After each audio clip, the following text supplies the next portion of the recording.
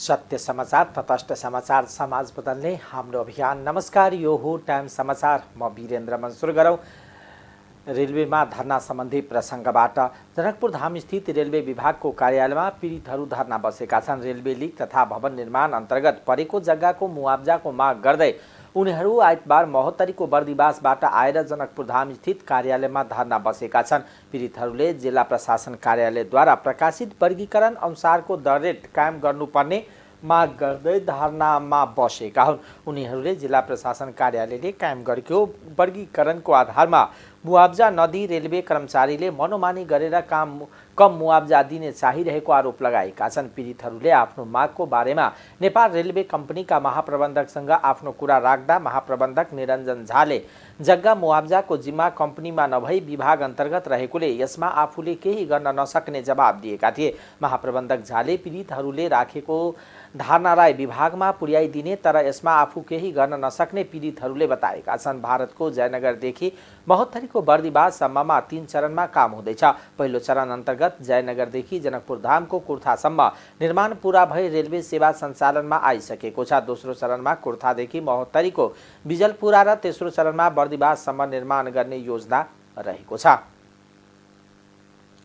राजर्षि जनक विश्वविद्यालयको केन्द्रीय कार्यालयको लेखा र प्रशासन शाखामा पेपर कोर्स कन्ट्याक्ट शिक्षकहरूले तालाबन्दी गरेका छन्। शिक्षकहरूले विश्वविद्यालयका कार्यवाहक भिसी डाक्टर शैलेन्द्र नारायण मल्लिक, कार्यवाहक रजिस्ट्रार जुगेश्वर शाह र विज्ञ डाक्टर देवराज अधिकारीको तस्बिरमा आगजनी गर्नुको साथै विज्ञले सार्वजनिक गरेको रिपोर्ट समेत जलाएका हुन्। पेपर कोर्स कन्ट्याक्ट शिक्षकहरूले विज्ञ डाक्टर देवराज अधिकारीले सार्वजनिक गरेको रिपोर्टप्रति असन्तुष्टि जनाउँदै आगजनी गरेका छन्। पूर्णकालीन शिक्षक व्यवस्थापन प्रयोजनका लागि नियमावलीमा भएको व्यवस्था अनुसार स्थायी, अस्थायी वा करारको प्रक्रियाद्वारा शिक्षक पदपूर्तिलाई प्राथमिकतामा राखी यथाशीघ्र उपयुक्त र आवश्यक कार्य गर्नुपर्ने छोटो अवधिको शिक्षक व्यवस्थापन प्रयोजनका लागि नियमावलीको व्यवस्था अनुरूप करार प्रक्रियाद्वारा व्यवस्थापन गर्न उपयुक्त र आवश्यक कार्य तीव्र पार्ने र वर्तमान पेपर कन्ट्याक्ट व्यवस्थापकलाई नियमानुसार यथाशीघ्र पुनरावलोकन गरिने र विश्वविद्यालयका पेपर कोर्स कन्ट्याक्ट शिक्षकहरूलाई नियमानुसार सेवा प्रवेशका लागि एकपटकका लागि उमेरको हदबन्दी हटाउने व्यवस्था मिलाउन सहमति भए पनि कार्यान्वयन नगरिएको शिक्षकहरूको आरोप छ। काठमाडौँ महानगरपालिकाले भोटाहिटीको अन्डर पासमाथि बनेको अवैध संरचना भत्काएको छ। भोटाहिटी र रत्न पार्क जोडिने अन्डर पासमा माथि बनेको संरचना महानगर सुरक्षाकर्मी सहितको टोली आफैले भत्काएका हुन्। महानगरले अवैध संरचना हटाउने अभियान जारी राखेको छ। महानगरले यसअघि कोटेश्वर, बानेश्वर, न्यू रोड लगायतका क्षेत्रमा अनाधिकृत रूपमा बनाइएका संरचना भत्काएको थियो। काठमाडौँ महानगरका मेयर बालेन्द्र शाहले अनाधिकृत संरचना हटाउन महानगरले कार्यकारिणी अधिकार प्रयोग गरेको बताएका छन्। बालेनले अनाधिकृत निर्माण तथा प्रयोजनको रोकथाम तथा नियन्त्रणका लागि कार्यकारी अधिकार प्रयोग गरेको बताएका हुन्। राष्ट्रिय सभामा राष्ट्रपतिबाट पुनर्विचारका लागि फिर्ता पठाइएको नागरिकता विधेयक सन्देश सहित टेबुल भएको छ। राष्ट्रिय सभाको बैठकमा सचिव राजेन्द्र भुइँयालले राष्ट्रपतिबाट पुनर्विचारका लागि फिर्ता पठाइएको नागरिकता विधेयकका सम्बन्धमा राष्ट्रपतिको कार्यालयबाट प्राप्त पत्रको बेहोरा पढेर सुनाउनु भएको हो। यसैगरी बैठकमा सचिव भुइँयालले राष्ट्रपतिबाट पुनर्विचारका लागि फिर्ता भएको नेपाल नागरिकता पहिलो संशोधन विधेयक सम्बन्धमा प्रतिनिधिबाट सन्देश पनि प्राप्त भएको थियो। राष्ट्रपतिबाट फिर्ता भएको विधेयक प्रतिनिधि सभाबाट यही भदौ 2 गते हुबहु पास भइसकेको छ। अब राष्ट्रिय सभाले पनि पारित गर्नुपर्नेछ। राष्ट्रपति भण्डारीले कुनै विधेयक सन्देश सहित फिर्ता गरेमा यस्तो विधेयकमाथि दुवै सदनले पारित गर्नुपर्छ। विचारका लागि फिर्ता पठाइएको नागरिकता विधेयक 2079 का सम्बन्धमा राष्ट्रपतिको कार्यालयबाट प्राप्त पत्रको बेहोरा सभा समक्ष जानकारी गराउँछु। विषय: सम्माननीय राष्ट्रपतिज्यूको सन्देश। श्रीमान महासचिवज्यू, संघीय संसद सचिवालय, सिंहदरबार, काठमाडौँ। प्रतिनिधि सभाको सम्मत 2079 साल साउन 6 गतेका दिन बसेको बैठकबाट समेत पारित भई सम्माननीय सभामुखज्यूबाट प्रमाणित भई प्रमाणीकरणका लागि सम्माननीय राष्ट्रपतिज्यू समक्ष पेश भएको नेपाल नागरिकता ऐन 2063 लाई संशोधन गर्न बनेको विधेयकको सन्दर्भमा यो पत्र लेखिँदैछ। प्रमाणीकरणका लागि प्रस्तुत हुन आएको नेपाल नागरिकता ऐन 2063लाई संशोधन गर्न बनेको विधेयकमा नेपालको संविधान बमोजिम नागरिकता प्राप्ति सम्बन्धी विषयमा सङ्घीय संसदबाट पुनः गहन अध्ययन, छलफल, विमर्श र विश्लेषणसहित पुनर्विचार हुन वाञ्छनीय भएकाले सम्माननीय राष्ट्रपति श्रीमती विद्यादेवी भण्डारीज्यूबाट नेपालको संविधानको धारा 113 को उपधारा 3 बमोजिम सन्देशसहित यो विधेयक प्रतिनिधि सभामा फिर्ता पठाउने निर्णय भएकाले नेपालको नागरिकता ऐन 2063लाई संशोधन गर्न बनेको विधेयकको मस्यौदा यसै साथ पठाइएको बेहोरा सादर अनुरोध छ।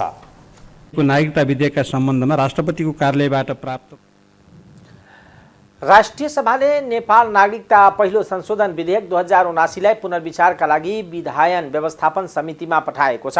राष्ट्रिय सभाको आइतबार बसेको दोस्रो बैठकले नेपाल नागरिकता पहिलो संशोधन विधेयक 2079लाई पुनर्विचारका लागि विधायन व्यवस्थापन समितिमा पठाएको हो। गृहमन्त्री बालकृष्ण खानले राष्ट्रपति विद्यादेवी भण्डारीबाट पुनर्विचारका लागि फिर्ता भई प्रतिनिधि सभाबाट सन्देशसहित प्राप्त भएको सोही विधेयकलाई पुनर्विचारका लागि विधायन व्यवस्थापन समितिमा पठाइयोस् भन्ने प्रस्ताव बैठकमा पेश गर्नुभएको थियो। राष्ट्रिय सभाका अध्यक्ष गणेश प्रसाद तिमल सिन्हाले सोही प्रस्ताव सर्वसम्मतले स्वीकृत भएको घोषणा गर्नुभयो।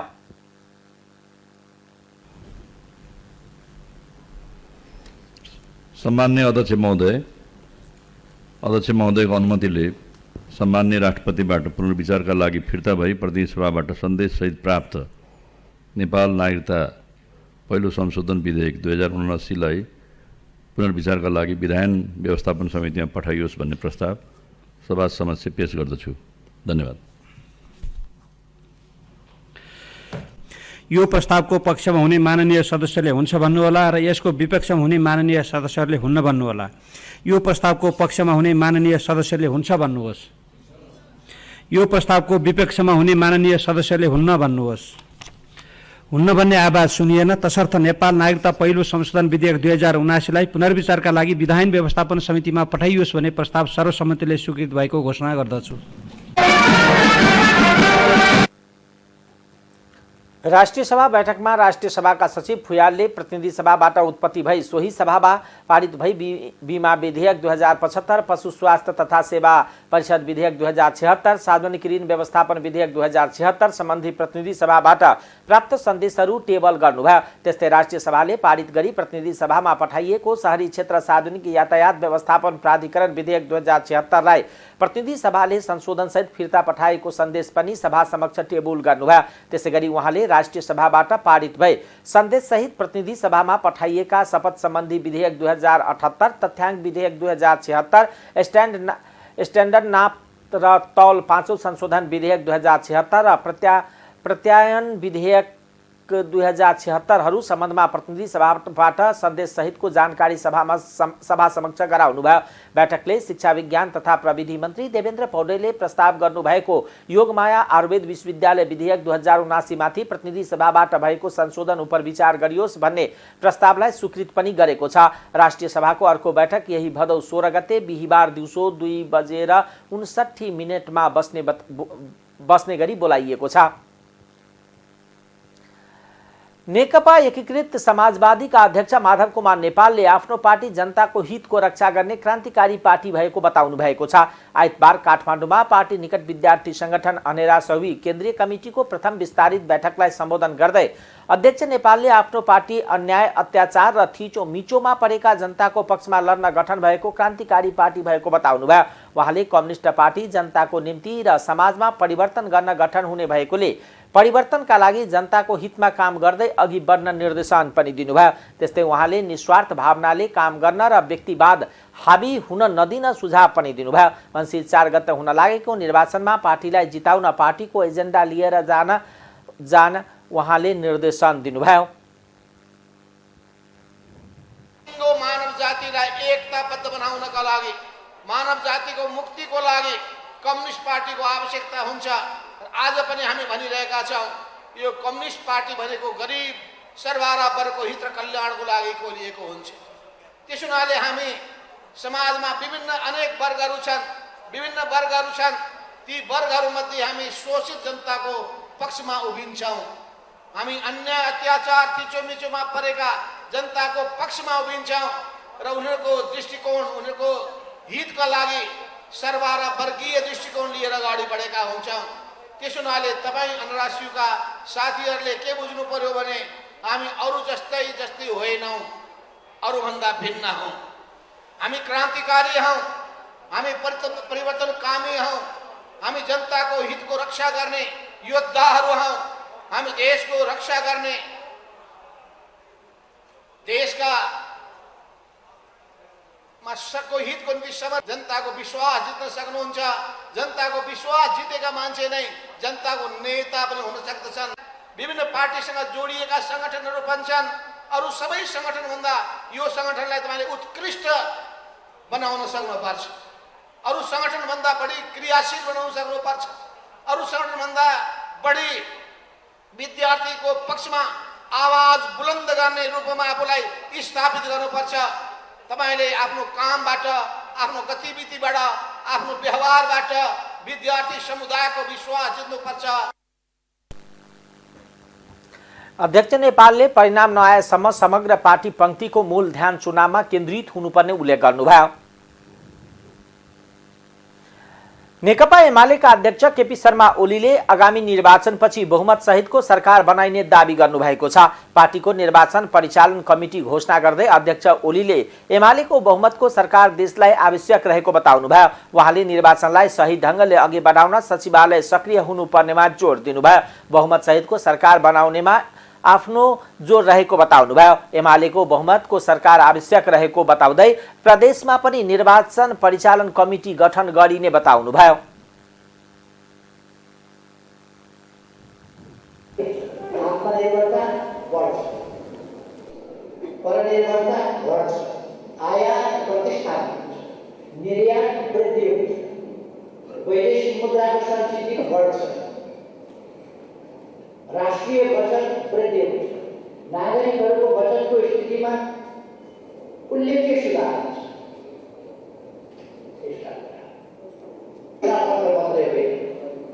देशको भविष्यको राजनीति, भविष्यको अर्थतन्त्र, भविष्यको सामाजिक जनजीवन, भविष्यको संस्कृति र भविष्यमा नेपालको समग्र अन्य पक्ष इकोसिस्टमका, वातावरणका अथवा अरू विविध पक्षहरू, मानवाधिकारका पक्ष, मानवीय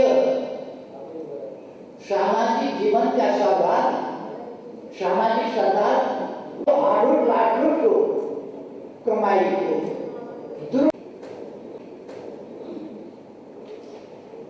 हामीले अगाडि बढाइसकेका कुराहरूलाई अगाडि बढ्न नदिएर रोकेर अनि तराईमा जन्मसिद्धका छोराछोरीले जब नागरिक हुनु भने उनीहरूका छोराछोरीले वंशजका आधारमा नागरिकता प्राप्त गर्न सक्छन्, पाउनुपर्छ। त्यस कुराको एमाले विरोध गरेका छ भनेर भ्रम फिजाउनु खोजेको। हामीले 4 वर्ष अगाडिदेखि, हाम्रो सरकार बनेदेखि 5 वर्ष अगाडिदेखि यही कुरा अगाडि बढाइछौँ कि जन्मसिद्ध नागरिकका छोराछोरीले, जन्मसिद्ध नागरिक भइसकेका छोराछोरीले नागरिकताको प्रमाणपत्र पाउनुपर्छ, दुःख पाउनुपर्छ। त्यसका सरकारको काम हो जन्मसिद्ध भए पनि नागरिक हुन्, नागरिकका सन्तानलाई नागरिकता देऊ।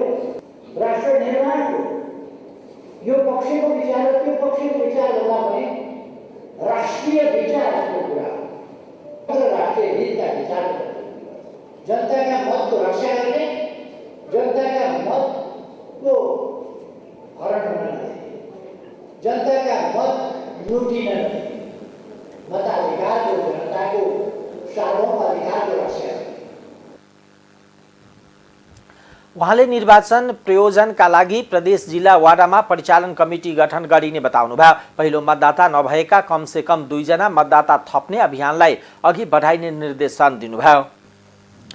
नेपाली कांग्रेसका नेता डाक्टर शेखर कोइरालाले आगामी निर्वाचनमा दलबीचको गठबन्धन देशको अहिलेको आवश्यकता भएको बताउनु भएको छ।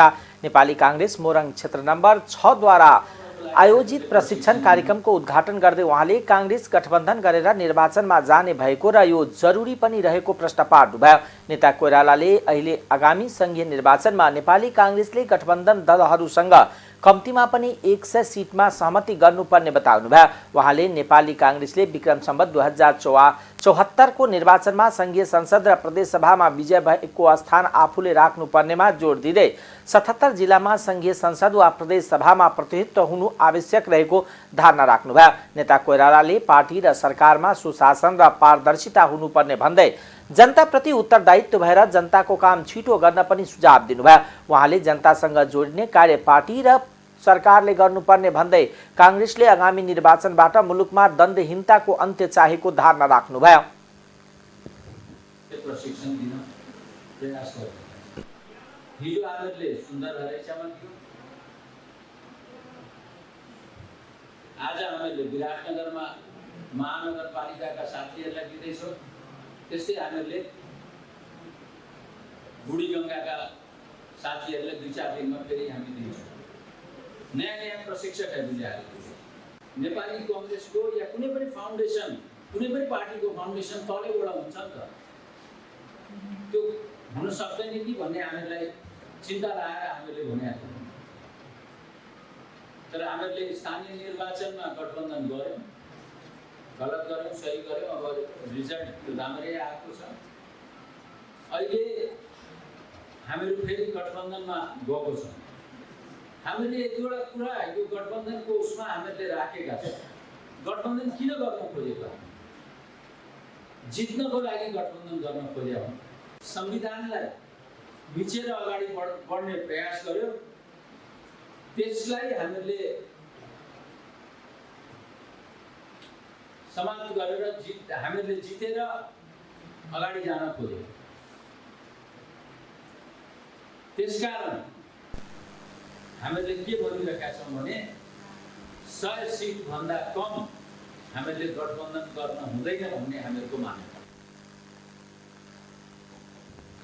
प्रदेश नम्बर 1 का आन्तरिक मामिला तथा कानुन मन्त्री केदार कार्कीले कार्यकर्ताले आगामी निर्वाचनमा जनताको घर घरमा पुगी उनीहरूको मन जितेर मत माग्नुपर्ने बताउनुभयो। केन्द्रीय सदस्य विधायक डाक्टर डीला संग्रौला रुक्मणी कोइरालाले आगामी निर्वाचनमा कांग्रेसलाई बहुमत दिलाउने गरी लाग्न कार्यकर्तालाई आग्रह गर्नुभयो। कांग्रेस मोरङका उपसभापति एवं विराटनगर महानगरपालिकाका प्रमुख नागेश कोइरालाले विगतका तिक्ततालाई हटाई कार्यकर्ता एक ढिक्का भएर निर्वाचनमा लाग्नुपर्ने धारणा राख्नुभयो। स्वास्थ्य सेवा सुधारको माग गर्दै लामो समयदेखि सरकारलाई दबाब दिइरहेका डाक्टर गोविन्द केसीले सरकारसँग यसअघि गरिएको सहमति सम्झौता पूरा नभए 27 भदौदेखि सत्याग्रह सुरु गर्ने बताउनु भएको छ। आयोजित पत्रकार सम्मेलनमा डाक्टर केसीले मेडिकल शिक्षा तथा स्वास्थ्य क्षेत्रको सुधार, सुशासन र न्यायका लागि सङ्घर्ष गरी आए पनि सरकारले बेवास्ता गरेको बताउनुभयो। उहाँले जुन सरकार आए पनि समस्या समाधान गर्ने बारे सहमति मात्र गर्ने तर सहमति कार्यान्वयन नगर्ने गरेको आरोप लगाउनुभयो। देश संहितामा गएर स्वास्थ्य सेवा विकेन्द्रीकरण भएपछि देखिएका तथा बल्झिएका विभिन्न समस्या र तिनका कारण दूर दराजका नागरिकबाट खोसिँदै गएको स्वास्थ्य सेवा बारे सरकारलाई बारम्बार ध्यानकर्षण गराउँदै आएको पनि समस्या सम्बोधन नभएको उहाँले बताउनुभयो। यसअघि केपी शर्मा ओली नेतृत्वको सरकारले माफियाहरूको स्वार्थमा कानुन बनाउनेदेखि नियामक निकायका पदाधिकारीलाई धम्क्याउने तथा भ्रष्ट र ठगीमा मुछिएका व्यक्तिहरूलाई दलीय वफादारीताका आधारमा पदाधिकारीमा नियुक्ति दिएको उहाँको आरोप छ। अपेक्षा थियो तर त्यसको विपरीत देउबा नेतृत्वको वर्तमान सरकारले उल्टै स्वास्थ्य र मेडिकल शिक्षा क्षेत्रलाई थप अस्तव्यस्त पार्ने कदमहरू चालेको छ।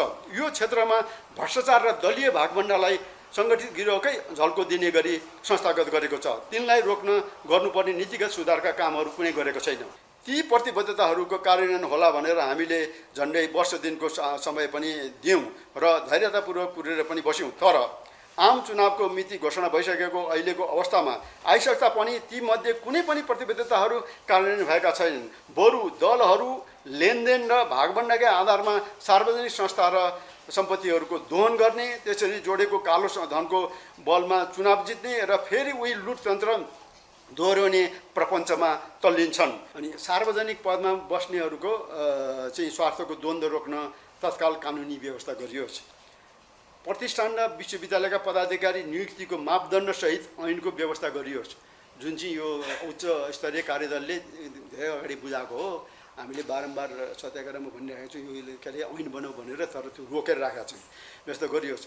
भागबण्डाका आधारमा अनियमिततापूर्वक हाल बिपी कोइराला स्वास्थ्य विज्ञान प्रतिष्ठानमा गरिएका नियुक्तिहरू तत्काल सच्याइयोस्। प्रतिष्ठानका उपकुलपति लगायतका भ्रष्ट पदाधिकारीहरूलाई बर्खास्त गरी कारबाही गरियोस्।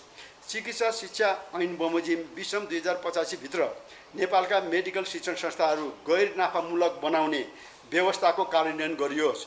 मापदण्ड नपुगेका नर्सिङ कलेजमा भर्ना खोलाउनका लागि चिकित्सा शिक्षा ऐनमा गर्न लागि नाजायज संशोधन प्रयास तत्काल बन्द गरियोस्। जलवायु परिवर्तनको उच्च जोखिममा नेपाल पनि पर्दछ। डिजल तथा पेट्रोल गाडीका कारण तेल आयातमा दशकौँ देशको खर्बौँ रुपियाँ बाहिर रहेको अवस्था छ। तसर्थ विद्युतीय गाडीहरूको विस्तृत प्रयोग र विस्तारका लागि प्राथमिकता साथ अविलम्ब कानुनी व्यवस्था गरियोस्। सरकारी पक्षद्वारा यी मागअनुसारका कामहरू पुरा गर्न केही समय मागेकाले सत्याग्रहको कार्यक्रम 2 साता सारेका छौँ। यसबीच यी सबै कामहरू नभएमा यही भाद्र 27 गतेदेखि सत्याग्रह सुरु गर्ने जानकारी गराउँछौँ। डाक्टर गोविन्द केसी। शेरबहादुर देउवा नेतृत्वको सरकार बनेपछि केही सुधार होला भन्ने अपेक्षा गरे पनि वर्तमान सरकारले उल्टै स्वास्थ्य र मेडिकल शिक्षा क्षेत्रलाई थप अस्तव्यस्त पारेको डाक्टर केसीले बताउनुभयो। सरकारी पक्षले पूर्व सहमति कार्यान्वयनका लागि केही समय मागेकोले सत्याग्रहको कार्यक्रम 2 साता सारेको उहाँले बताउनुभयो। यसअघि ती सबै काम नभए 27 भदौदेखि सत्याग्रह सुरु गर्ने डाक्टर केसीको भनाइ थियो। धर्मेन्द्र बास्तोलाको नेतृत्वमा नेकपा बहुमतले चुनावमा भाग नलिने बताएको छ। पार्टी अध्यक्ष बास्तोलाले निर्वाचन बहिष्कार गर्ने पार्टीको नीति रहेको बताउनुभयो। राजधानीमा आयोजित पत्रकार सम्मेलनमा बास्तोलाले अहिलेको व्यवस्थामा हुने चुनावले जनताका समस्या समाधान नगर्ने बताउनुभयो। उहाँले यो व्यवस्था नै जनता विरोधी रहेको र यो दलाल संसदीय व्यवस्था रहेसम्म हुने चुनावको नतिजा पनि दलालकै पक्षमा हुने बताउनुभयो। यसबाट जनताले केही पाउँदैन र उहाँले यो व्यवस्थामा हुने चुनावमा जनताको प्रतिनिधि नभएर दलालकै प्रतिनिधिहरूले जित्ने बताउनुभयो। फरक प्रसङ्गमा उहाँले सरकारले 3 बुन्दे सहमति तत्काल कार्यान्वयन नगरे आन्दोलनमा जाने चेतावनी दिनुभयो। सहमति गरेको अहिले 19 महिना पुगेको छ र 19 महिना भन्दा करिब 18 महिनामा आइपुग्दाखेरि नेपाल सरकारले त्यति बेलाका पार्टीका नेताहरू हामी नै हाम्रो विरुद्धमा एउटा पक्राउ पूर्जी भनेर त्यहाँ जारी गर्यो र त्यो पक्राउ पूर्जी जारी गरिसकेपछि हामीबाट अलग भएको पार्टी अर्थात् हामीले जो विद्रोह गर्यौँ जुन पार्टी त्यति बेलाको महासचिव विप्लवजी र प्रकाण्डजी लगायतका साथीहरू त्यहाँ भएका साथीहरूका विरुद्धमा चाहिँ पूर्जी जारी गर्यो। हाम्रो विरुद्धमा पनि पूर्जी जारी गरेको सञ्चार माध्यममा हामीले देखेका छौँ। अब प्रश्न कहाँ आउने भयो त भन्दाखेरि त्यस पछाडि नेपाल कम्युनिस्ट पार्टीले विप्लवजीले नेतृत्व गरेको नेपाल कम्युनिस्ट पार्टीले त्यसको विरोधमा एउटा नेपाल बन्दको आयोजना पनि गर्यो र त्यो बन्दको सिलसिलामा नेपाल सरकारले एउटा पत्रकार सम्मेलन गरेर त्यसमा चाहिँ के उद्घोष गर्यो भन्दाखेरि 132वटा नेगेटिभ प्रकारका मुद्दाहरू फिर्ता गर्न सकिँदैन भनेर अहिले स्पष्ट गरेको छ। भने यो सबभन्दा नेपाल सरकारको हामीले अत्यन्तै गम्भीर विषय चाहिँ हामीलाई त्यो लागेको छ। किनभने नेपाल सरकारले त्यति बेलाको नेपाल सरकार केपी ओलीको नेतृत्वमा सरकार बनेको थियो। त्यो सरकारले हामीले जो सङ्घर्ष गरेका थियौँ, जुन सङ्घर्ष अहिले पनि जारी नै छ, राजनीतिक सङ्घर्ष कि नेपालमा राजनीतिक समस्याको कारणले गर्दाखेरि नेपालको आर्थिक समस्या छन्, जुन प्रकारको नागरिकता प्राप्त गर्नको निम्ति प्रावधानहरू पुर्याउनु पर्ने हुन्थ्यो त्यो प्रावधानलाई व्यवस्था गरेर खास गरिकन विवाह गरेको भोलिपल्ट नै नागरिकता दिने र खास गरेरमा हामी चाहिँ पार्टी एकता संयोजन समिति पनि बनाएका छौँ हामीले गरेको छ जो अहिले भइरहेको छ। त्यसकारणले हामीले चाहिँ हाम्रो धारणा त्यसमा स्पष्ट छँदैछ। अब जहाँसम्म विप्लवजीको कुरा हो, उहाँले चाहिँ के छ भने पार्टीलाई संसदीय राजनीतिमा लगेकै कारणले हामीले पार्टी अलग गरेको कुरा हो। हामीले उहाँहरूलाई पार्टीबाट निष्कासन गरेको कुरा हो र हामीले नयाँ पार्टीको पुनर्गठन गरेर नेपाल कम्युनिस्ट पार्टी बहुमत त्यति बेलाको केन्द्रीय समितिको अत्यधिक बहुमतले त्यो पुरानो के अरे विप्लवको कार्यदिशालाई खारेज गरेर बनाएको गरेको कुरा हो। त्यसकारण तत्कालीन नेकपा र सरकार बीच भएको सहमति प्रति सरकार गैर जिम्मेवार भएको बताउनुभयो। नेकपामाथि लगाइएको प्रतिबन्ध फुकुवा गर्ने पार्टीका नेता कार्यकर्ताहरूमाथि लगाइएका मुद्दा फिर्ता गर्ने सहमति भएको थियो। शिक्षा विज्ञान तथा प्रविधि मन्त्री देवेन्द्र पौडेलले विद्यालयहरूले कक्षा 11 र अन्य तहका विद्यार्थीहरूलाई चर्को शुल्क लिएको विषयमा सरकारले अनुगमन गर्ने बताउनु भएको छ। आइतबार नेपाल विद्यार्थी संघको समग्र शैक्षिक विकासका लागि तात्कालिक तथा संरचनागत समस्या सम्बोधन गर्न माग सहित ज्ञापन पत्र बुझे पश्चात मन्त्री पौडेलले यस्तो बताउनु भएको हो। मन्त्री पौडेललाई विद्यार्थी संघले 29 बुन्दे माग सहित ज्ञापन पत्र बुझाएको छ। मन्त्री पौडेलले संघको ज्ञापन पत्रमा माग गरिएको पछिल्लो समय विद्यार्थीहरूले विद्यार्थी भर्नामा चर्को शुल्क लिएको विषयमा अनुगमन गर्ने तयारीमा रहेको बताउनुभयो। उहाँले संघले उच्च शिक्षामा पनि बेथिति रहेको सुझाव दिएको भन्दै उच्च शिक्षामा रहेका समस्या समाधान गर्न पनि मन्त्रालय गम्भीर रहेको बताउनुभयो। त्यस्तै नेभी संघका अध्यक्ष दुर्जाङ शेर्पाले भर्खरै कोरोना महामारीको मारमा परेका अभिभावकलाई विद्यालयहरूले भर्ना शुल्कको नाममा लुट्ने काम गरेको दावी गर्नुभयो। यसको छानबिन डाक्टर घनश्याम भट्टराईको नेतृत्वमा छानबिन समिति गठन भयो। उहाँले 2 महिनाभन्दा बढी भइसक्यो उहाँले चाहिँ रेजिस्ट्रारलाई चाहिँ त्यो प्रतिवेदन बुझाएको, तर आजसम्म त्यो प्रतिवेदन किन सार्वजनिक भएको छैन? यो कुरामा चाहिँ के अरे उच्च स्तरीय छानबिन समिति गठन गर्नु पर्यो र हरेक विश्वविद्यालयमा आज 1 वर्षभन्दा 1.5 वर्ष भइसक्यो तपाईँको विद्यार्थीले परीक्षा दिएको 1.5 वर्ष भइसक्यो, अझै पनि नतिजाहरू प्रकाशन भएको छैन।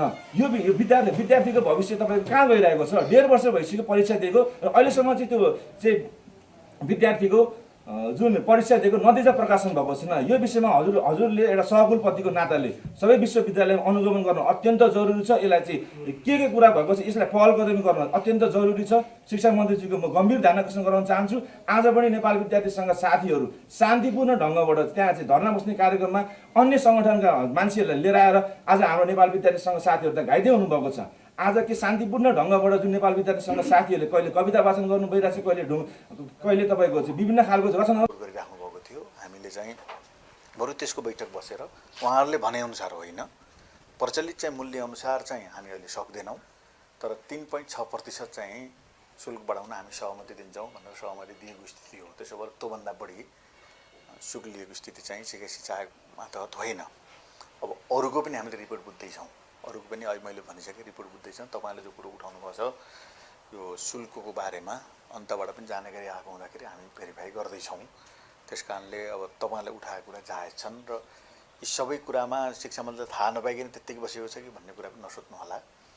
त्यसपछि त्रिभुवन विश्वविद्यालय जस्तो चाहिँ विश्वविद्यालयमा 2 पटकसम्म एउटै सालमा 2 पटक प्रश्नपत्र दोहोरिनु, प्रश्नपत्र लिने ठाउँ भनेको प्रश्नपत्र निर्माण गर्ने ब्याङ्कबाट हो र त्यो ब्याङ्कबाट किन दोहोरी उहाँहरूले चाहिँ आनाकानी गरेर चाहिँ तर्क वितर्क गर्नुभएको थियो। मैले जानकारी गराउन खोजेँ किनभने अब यो परीक्षा बोर्ड, शिक्षा आयोग, त्यसपछि गएर चाहिँ शिक्षक सेवा आयोग, शिक्षक सेवा आयोगको पनि यहाँ कुरा चाहिँ तुरन्त कारबाही गर्नुहोस् भनेर मन्त्रालयले उहाँलाई बोलाएर खुसी व्यक्त गर्न चाहन्छु मैले र चाहिँ शिक्षा मन्त्रालय तुरन्त यहीँ बोलाएर हामीले कुरा गऱ्यौँ र पछि चाहिँ संसदीय समितिमा पनि यो विषय उठेको थियो।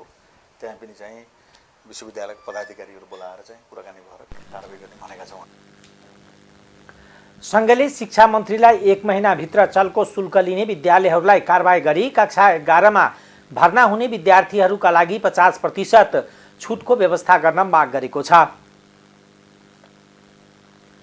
आइतबार पछिल्लो 24 घण्टामा थप 202 जनामा कोरोना संक्रमणको पुष्टि भएको छ भने 1 जनाको मृत्यु भएको छ। स्वास्थ्य तथा जनसङ्ख्या मन्त्रालयका अनुसार 3833 जनाको परीक्षणमा 202 जनामा संक्रमणको पुष्टि भएको हो। स्वास्थ्य मन्त्रालयका अनुसार 2064 जनाको पीसीआर परीक्षण गर्दा 164 जना र 1769 जनाको एन्टिजेन परीक्षण गर्दा 38 जनामा संक्रमण देखिएको मन्त्रालयको भनाइ छ। यो सँगै कोरोना भाइरसको सक्रिय संक्रमितको संख्या 3313 पुगेको छ। पछिल्लो 24 घण्टामा 462 जना संक्रमण मुक्त भएका छन्, जसमध्ये 3151 जना होम आइसोलेसनमा रहेका छन् भने 162 जना संस्थागत आइसोलेसनमा र 44 जना आइसियुमा छन्। त्यस्तै 1 जनाको भेन्टिलेटरमा राखेर उपचार भइरहेको मन्त्रालयले जनाएको छ। आइतबार थपिएसँगै नेपालमा कोरोना संक्रमितको कुल संख्या 11,47,204 पुगेको छ।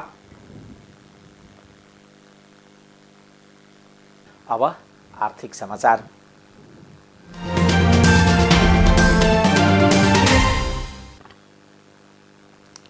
भारतले शनिबारदेखि आटा, मैदा, सुजी र होल मिल आटाको निर्यातमा रोक लगाएको छ। गहुँ मूल्य वृद्धि नियन्त्रण गर्न सरकारले शनिबारदेखि लागू हुने गरी यी वस्तुको निर्यातमा बन्देज लगाएको हो। यद्यपि निश्चित अवस्था भने भारत सरकारको अनुमतिमा निर्यात गर्न दिने र यस निर्णयबारे संघीय मन्त्री परिषदलाई सूचित गर्दै विदेश व्यापार महानिर्देशनालय DGFT ले भनेको छ।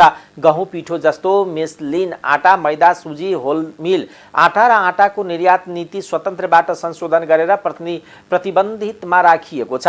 सुजीमा रवा र सिर्गीलाई पनि समावेश गरिएको बताइएको छ। विदेश व्यापार नीति 2015-2020 अन्तर्गतको प्रावधान र यो सूचनामा लागू नहुने पनि बताइएको छ। अगस्त 25 मा भारत सरकारले मूल्यवृद्धि नियन्त्रण गर्न गहुँ र मेसलिन पिठोको निर्यातमा रोक लगाउने निर्णय गरेको थियो। यो निर्णय आर्थिक मामिला सम्बन्धी मन्त्री परिषदको समिति CCEA को बैठकमा गरिएको हो। गहुँ वा मेसलिन पिठोको लागि निर्यात छुटमा संशोधन गर्ने प्रस्तावलाई CCEA ले पारित गरेको एक अधिकारीले विज्ञप्तिमा भनेको छ। रुस र युक्रेन विश्वका दुई प्रमुख गहुँ निर्यातकर्ता देशहरू हुन्। विश्वको 1/4 गहुँ व्यापारमा यी दुई देशको पोल्टोमा छ।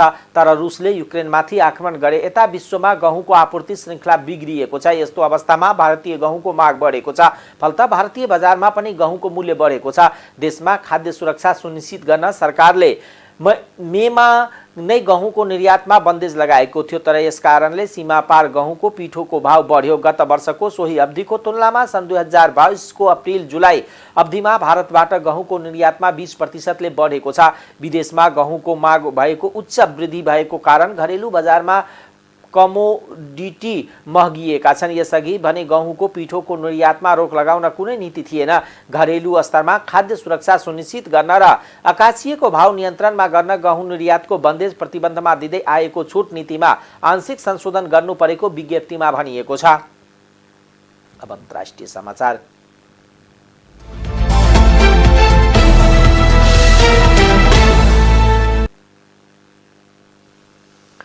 सामूहिक बलात्कारको आरोपमा आजीवन कारावासमा परेका 11 जनालाई रिहा गर्ने निर्णयको विरोधमा भारतभर विरोध प्रदर्शन भएको छ।